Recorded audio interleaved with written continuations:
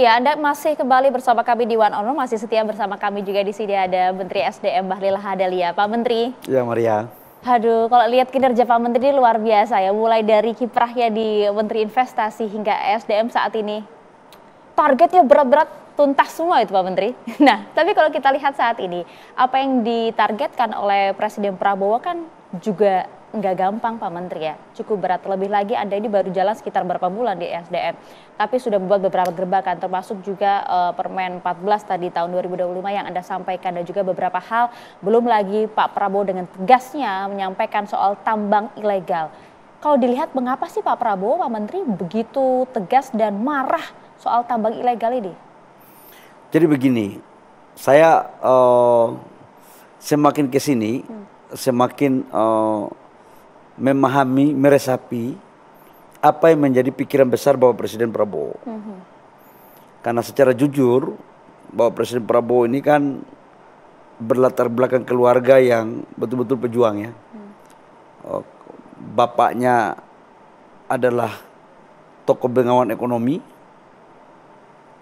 kakeknya juga adalah salah satu intelektual pendiri bangsa, dan beliau kan adalah seorang prajurit sejati yang betul-betul rela mengorbankan nyawanya pun untuk kedaulatan dan marwah bangsa gitu.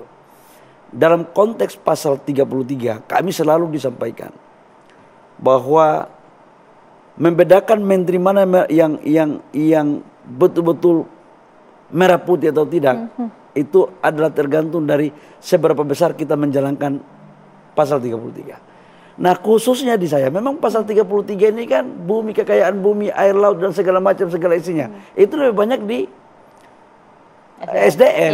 Memang lebih banyak di SDM. Nah kalau itu ilegal, berarti pertama kan merampas hak negara.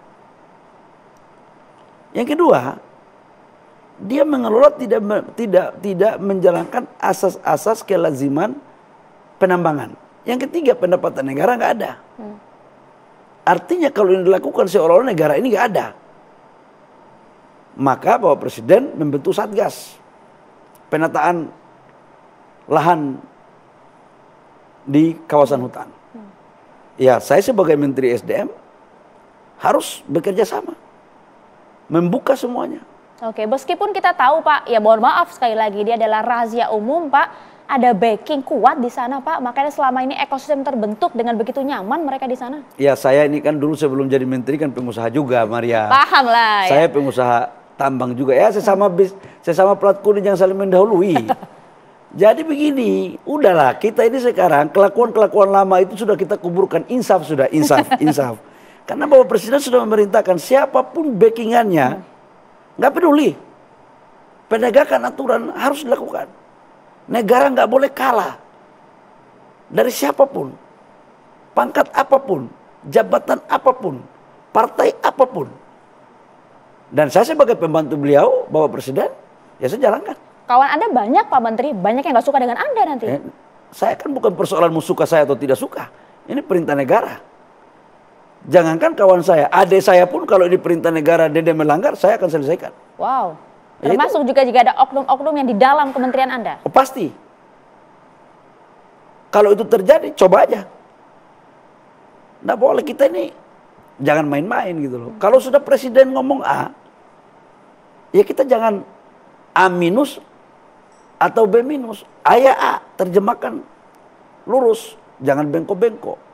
Kalau sudah undang-undangnya begitu, sudah ada ketegasan dan keinginan presiden, menteri itu kan pembantu presiden. Yang namanya pembantu mengeksekusi, menjalankan apa yang menjadi keinginan dan perintah atasan. Jangan ikut mau kita sendiri. Nanti ada terjadi kong kali kong lagi. Nggak bisa, nggak ada. Nah, untungnya menteri kita paham betul bagaimana yang terjadi di lapangan ya. Gerak-geriknya paham betul ya Pak. Jadi begini, pengusaha tambang, ya hutan-hutan. Anda kan tahu lah orang-orangnya. Ya dikit-dikit tahu lah. Ini seperti angin. Dapat dirasakan nggak bisa dipegang. Tapi yang bisa merasakan ini hanyalah orang-orang yang pernah menjadi angin atau berlaut sama angin. Itu dia. Nggak semua orang bisa nih kayak begini nih. Ya saya dikit-dikit lah tahu, dikit-dikit gitu. Udahlah kita harus insaf. Kalau tidak bisa insaf total, ya insaf bertahap lah. Ada tuh ya Pak ya? Ya kita harus ini untuk Ibu Pertiwi. Nggak ada cara lain. Kalau masih mau begitu, ya berurusan dengan hukum. Berurusan dengan undang-undang. Berurusan dengan Satgas. SDM lahan basah ini Pak. Banyak yang bilang bukan lagi basah lagi. Kakaknya punya basah. Nah itu dia. Basah terus. Ya memang basah karena ngambil gas, minyak basah lah pasti. Ambil mineral laut basah. Tapi Anda tegas ya, apapun itu maupun itu yang kemudian berada di dalam internal kementerian Anda. Banyak yang bermain Pak. Saya sudah memanggil semua staf pejabat di kementerian. Arahan Bapak Presiden jelas. Karena itu kita harus menjadi contoh. Jangan main-main. Jangan main-main. Anda sudah tekankan itu. Dan saya sudah tekan kepada mereka. Dan insya Allah tim saya juga sudah sangat memahami ini. Kalau sampai mereka tidak paham, nanti ada institusi negara lain yang membuat mereka paham. Itu dia, tinggal telepon Pak Bahlil.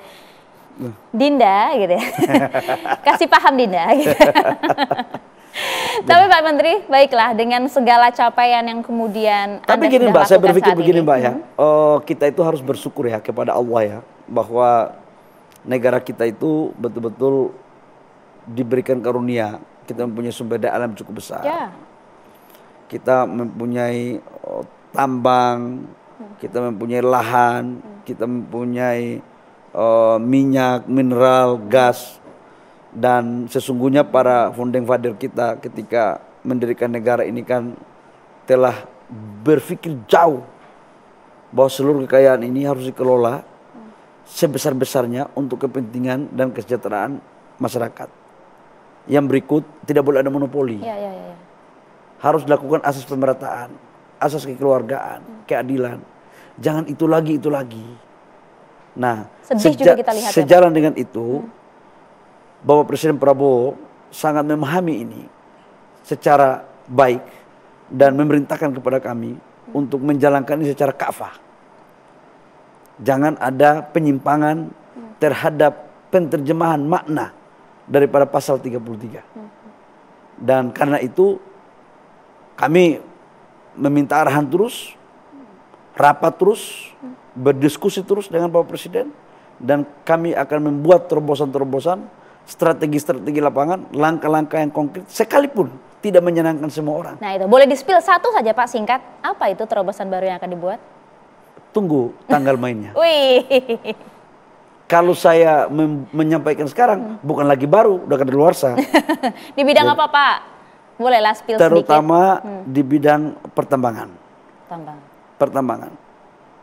Nggak boleh contoh ya, harga batu bara kita masa ditentukan oleh harga asing. Global ya. Timah kita masa ditentukan oleh asing. Barang-barang punya kita ditentukan oleh asing. Cara-cara ini saya pikir bisa untuk kita buat harga sendiri Pak? Kenapa tidak? Membuat negara aja melepaskan penjajahan dari Belanda aja bisa, masa buat harga aja nggak bisa. Wih, kita tunggu bagaimana gebrakan-gebrakan lain dari Menteri SDM Bahlil Lahadalia dengan capaian-capaian yang luar biasa meskipun dipatok target cukup tinggi dari Presiden Prabowo. Cukup optimis menjalaninya karena lagi-lagi semuanya hanya untuk pemerataan rakyat baik dari segi kesempatan maupun ekonomi. Terima kasih banyak Pak Bahlil atas waktunya bersama kami di One on One, luar biasa. Senang sekali kita bisa berbincang dengan Pak Bahlil. Makasih Mbak Maria ya, makasih. Assalamualaikum. Waalaikumsalam warahmatullahi wabarakatuh. Viral lagi nanti abis ini Pak Bahlil ya, di mana-mana ada Pak Bahlil pokoknya. Oke pemirsa, kami akhiri perbincangan kita bersama dengan Menteri SDM Bahlil Lahadalia malam hari di One on One. Saya Maria Asgaf pamit, terima kasih, sampai jumpa.